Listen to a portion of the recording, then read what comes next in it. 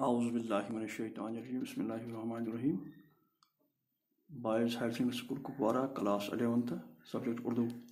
تو 11ویں جماعت کے طالب علموں السلام علیکم. ہمارا موضوع آج نظم فرض لطیفہ کے جو مشکل سوالات ہم کر رہے تھے اس کے چوتھا کوشچن جو ہمارا ہے اکبر الہ آبادی کی نظم کے محاسن بیان کیجیے.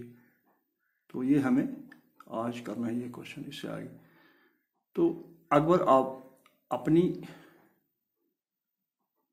شاعری کی مدد سے پوری قوم کی اصلاح کرنا چاہتے تھے. انہیں قوم کی لٹتی ہوئی تہذیب کا بڑا احساس تھا.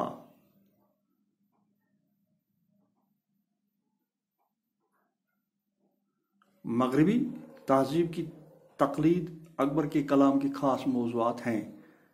اکبر کا تخیل بلند، ذہن رسا اور طبیعت میں شوخی تھی. وہ اردو کے بڑے طنز نگار شاعر مانے جاتے ہیں. وہ اپنی طنز نگاری سے لوگوں میں اصلاح کرنا چاہتے تھے.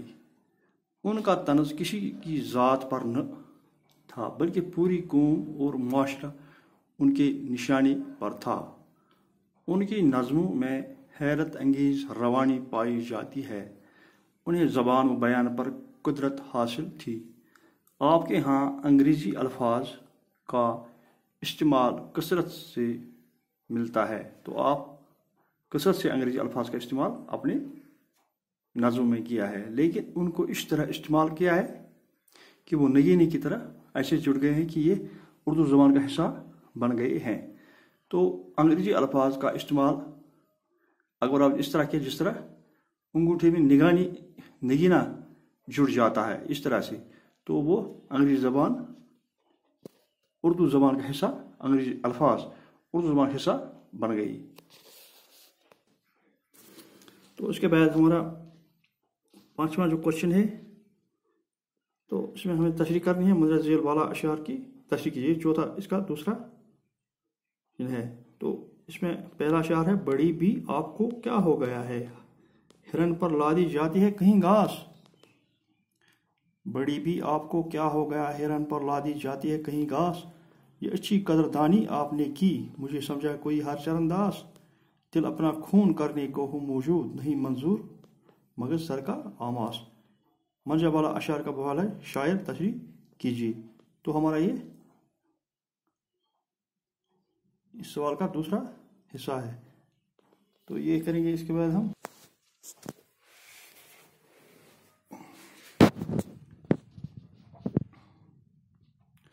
بڑی بھی آپ کو کیا ہو گیا ہے، ہرن پر لادی جاتی ہے کہیں گھاس. تو اس شعر کی ہم نے تشریح کرنی ہے. تو اگر ہم دیکھیں گے یہ شعر فرض لطیفہ جو اکبر آبادی کی نظم ہے تو اس میں سے لیا گیا ہے. تو ہم ایسے لکھیں گے: یہ شعر اکبر آبادی کی نظم فرض لطیفہ سے لیا گیا ہے. اس میں شاعر فرماتا ہے کہ عاشق نے بزرگ خاتون سے مخاطب ہو کر کہا کہ آپ کو کیا ہو گیا ہے اے بزرگ خاتون، کیا ہرن جیسے آزاد جانور پر بوجھ لادا جاتا ہے؟ میں تو آزاد اور بے فکر انسان ہوں. مجھ سے یہ کتابوں کا بوجھ اور محنت کا کام نہیں کیا جا سکتا ہے کہ میں یہ کام نہیں کر سکتا ہوں. میں ایک آزاد انسان ہوں، میں کتابوں کا بوجھ اٹھا نہیں سکتا. یہ ایسے ہی ہے جیسے کہ ایک ہرن پر بوجھ لادا جائے. تو اب اس کا ایک اور شعر: یہ اچھی قدردانی آپ نے کی، مجھے سمجھا کوئی ہر چرن داس. تو اس کا ایک اور شعر ہے: دل اپنا خون کرنے کو نہیں منظور مغز کا سر کا آماس. تو ان اشعار کا آپ خود تشریح کر سکتے ہیں.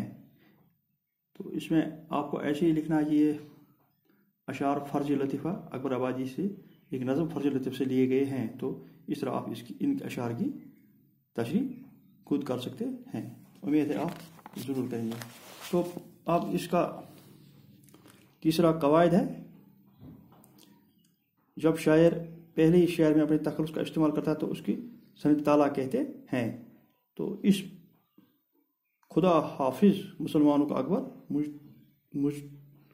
मुझ तो उनकी खुशहाली से है यास। तो इस नज़म में आपने पहले भी देखा कि इसमें अकबर आबाद ने पहले ही शेर में अपनी तखलुस का इस्तेमाल किया है। तखलुस हो जो असली नाम के बदले इस्तेमाल शायर अपना नाम इस्तेमाल करता है। तो अगर शायर आखिर में अपना तखलुस इस्तेमाल करें तो उसे मुक्ता कहते हैं। अगर तखलुस आखिरी शेर में इस्तेमाल न हो तब भी वो मुक्ता ही कहते हैं।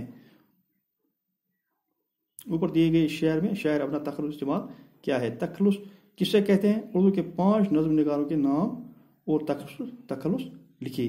तो अब हमने 5 शोरा के तखलुस लिखने हैं और तखलुस किसे कहते हैं ये भी लिखना है। तो अब हम ये लिखेंगे। हमारा एक और सवाल है, तखलुस किससे कहते हैं? उर्दू के 5 नज़्म निगारों के नाम और तखलुस लिखी। ये हमारा कवायद में आखिरी सवाल है इसमें। तो तखलुस किसे कहते हैं? उर्दू के 5 नज़्म निगारों के नाम और तखलुस लिखी। तो जवाब इसका है, तखलुस वो मुख्तसर सा नाम है जो शायर अपने अशार में इस्तेमाल करते हैं, तखलुस कहलाता है। यानी कि वो छोटा सा नाम जो शायर अपने अशार में अपने असली नाम के बदले इस्तेमाल करता है उसे तखलुस कहते हैं या तखलुस कहलाता है।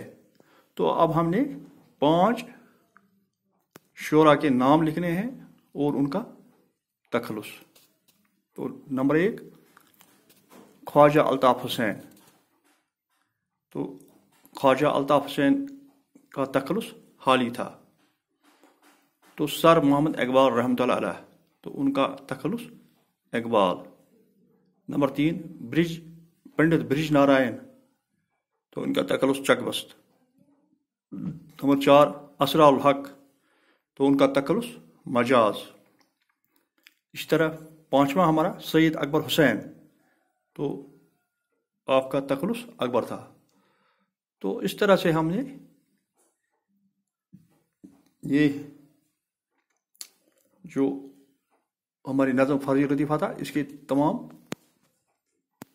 मशकी सवालात वो हमने किए। तो इंशाअल्लाह रहमान अब इसमें एक इसमें किता के बारे में हम पढ़ेंगे।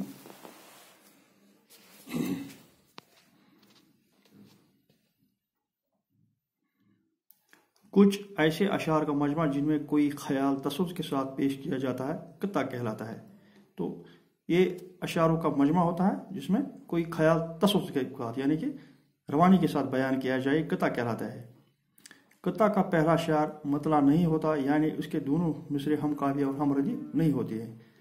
तमाम अशार के दूसरे मिसरों का रदीफ और काफिया एक होता है। किता में अशार की कम अज़ कम तादाद 2 और ज़्यादा से ज़्यादा की पाबंदी नहीं है। गज़ल मुसलसल और किता में सबसे बड़ा फ़र्क मतला का है। गज़ल में मतला का होना ज़रूरी है। दूसरे ये किता में अशार एक दूसरे के साथ बाहम पायवस्त होने हैं, जबकि गज़ल में शार एक ही मानी इकाई होता है, यानी शार में अलग अलग मानी होते हैं। तो किता में मुसलसल होना ज़रूरी है।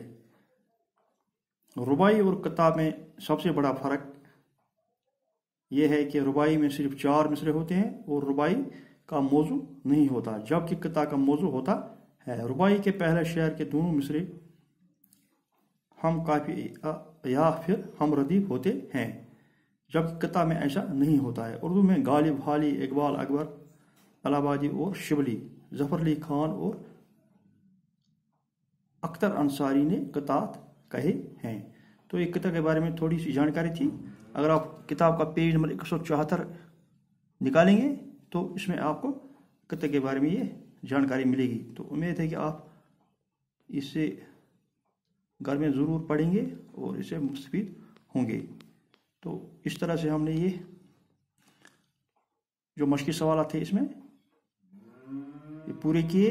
तो इंशाल्लाह कल हम اگلا لیسن پڑھیں گے. خدا حافظ.